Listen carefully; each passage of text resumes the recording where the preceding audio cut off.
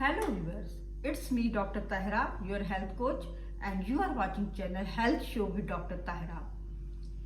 In health today, we will discuss complications which occurs due to deficiency of vitamin B12. जी हाँ, अगर जिस्म में vitamin B12 की deficiency हो जाए तो क्या कॉम्प्लिकेशंस होंगी, क्या सिम्टम्स आएंगे? Let's talk. विटामिन B12 को कोबलामिन भी कहा जाता है और साइनोकोबलामिन भी कहा जाता है। विटामिन B12 जो है वो एक वाटर सॉल्युबल विटामिन है और इसका एक बहुत क्रूशियल इंपॉर्टेंट रोल है ह्यूमन बॉडी फंक्शंस में। अगर विटामिन B12 की डेफिशिएंसी हो जाए तो कॉम्प्लिकेशंस क्या होंगी? नर्वस सिस्टम पर, कार्डियोवैस्कुलर सिस्टम पर, और अगर प्रेगनेंसी में डेफिशिएंसी हो जाए विटामिन B12 की तो क्या कॉम्प्लिकेशंस होंगी फीटस में। इसके अलावा दूसरे साइकोलॉजिकल फंक्शंस जो हैं वो कैसे डिस्टर्ब होंगे। तो पहले हम बात करेंगे, अगर डेफिशिएंसी हो जाए विटामिन B12 की तो नर्वस सिस्टम पर क्या इफेक्ट होगा, क्या कॉम्प्लिकेशंस होंगी, क्या सिम्टम्स आएंगे।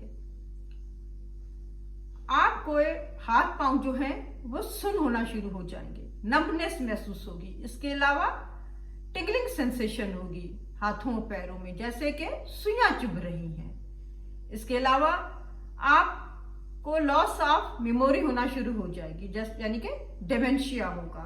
इसके अलावा आप देखेंगे कि आपके जो चलने में जो है आपको तकलीफ हो रही है, आपकी जो गेट है, जो आपकी चाल है वो सही तरीके से आप नहीं चल पा रहे और आप अपने बॉडी का तवाज़ुन इक्विलिब्रियम रखने में भी आपको डिफिकल्टी हो रही है।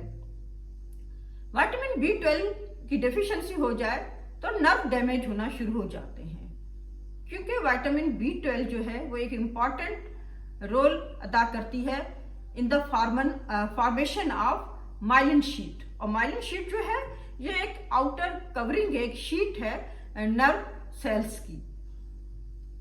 माइलिन शीट के बहुत इंपॉर्टेंट फंक्शन होते हैं, जैसे कि वो हेल्प करती है न्यूरोट्रांसमीटर्स में और दूसरा इम्पल्सिस की फॉर्मेशन में।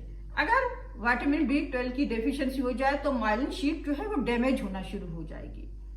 इसके अलावा ब्लरिंग ऑफ विजन भी होती है, क्योंकि आई को जो नर्व सप्लाई करती है उसको ऑप्टिक नर्व कहते हैं।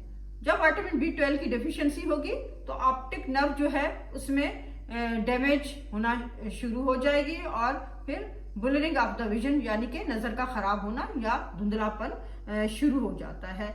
इसके अलावा विटामिन B12 की डेफिशिएंसी की वजह से कंफ्यूजन पैदा होती है, मेमोरी लॉस होना शुरू हो जाएगी यानी कि डिमेंशिया होगा।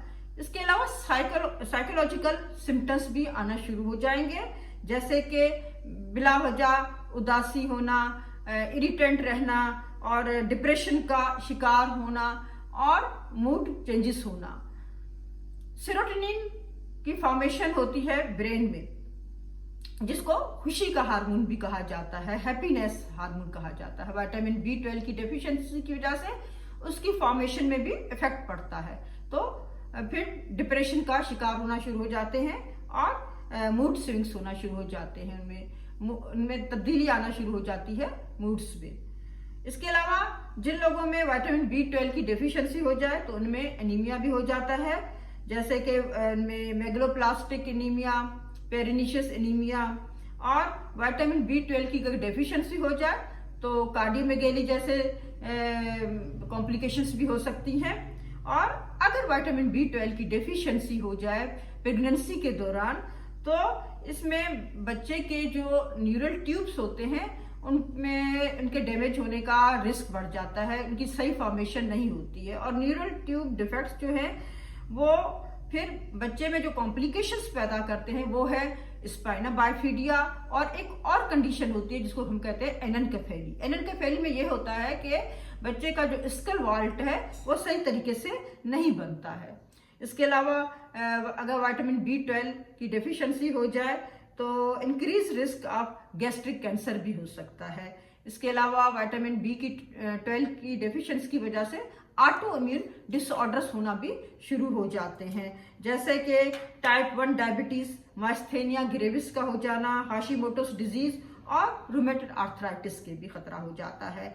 इसके अलावा अगर विटामिन B12 की डेफिशिएंसी हो जाए तो आप में देखेंगे कि आपके जो रेस्ट सही कर ले रहे हैं, आपकी जो स्लीप है वो प्रॉपर है, लेकिन उसके बावजूद आप महसूस करते हैं, टायर्डनेस महसूस करते हैं, फैटिक रहते हैं, थके रहते हैं, तो ये विटामिन B12 की डेफिशिएंसी की वजह से होता है। क्योंकि विटामिन B12 जो है वो formation of red blood cells में एक अहम किरदार अदा करता है। जब रेड ब्लड सेल्स की फॉर्मेशन सही नहीं होगी तो वो बॉडी को सही तरीके से ऑक्सीजन सप्लाई नहीं कर पाएगा, जिसकी वजह से आप फैटिक रहेंगे, टायर्ड रहेंगे।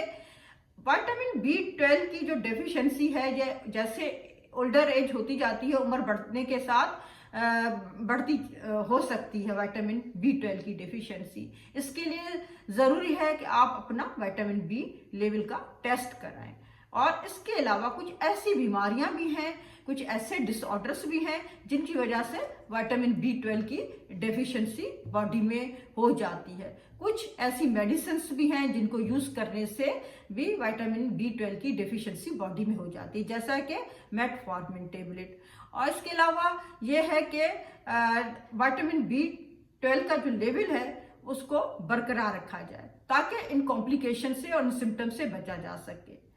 ऐसी डाइट लेनी चाहिए जैसे मीट है और एग्स हैं, तो उसमें यह है कि आपके विटामिन B12 की जो डेफिशिएंसी है पूरी हो जाएगी। अगर डाइट के साथ आपका विटामिन B12 का लेवल कंट्रोल नहीं हो रहा है तो फिर आपको सप्लीमेंट्स लेना पड़ेंगे। टेबलेट और कैप्सूल फॉर्म में भी विटामिन B12 के सप्लीमेंट्स आते हैं और इसके अलावा इंजेक्शन फॉर्म में भी विटामिन B12 के सप्लीमेंट्स होते हैं। इसके लिए आप अपने डॉक्टर से कंसल्ट करें और अपना विटामिन B12 लेवल जो है वो टेस्ट के जरिए चेक करवाएं और इसको सही करें। नहीं तो अदरवाइज फिर विटामिन B12 की डेफिशिएंसी की वजह से बॉडी में बहुत सारी कॉम्प्लिकेशंस आ सकती हैं। Thanks for watching. अगर वीडियो आपको पसंद आई है तो अपने फ्रेंड्स के साथ शेयर करें और मेरा channel health show with doctor Tahira को सब्सक्राइब करें। थैंक्स।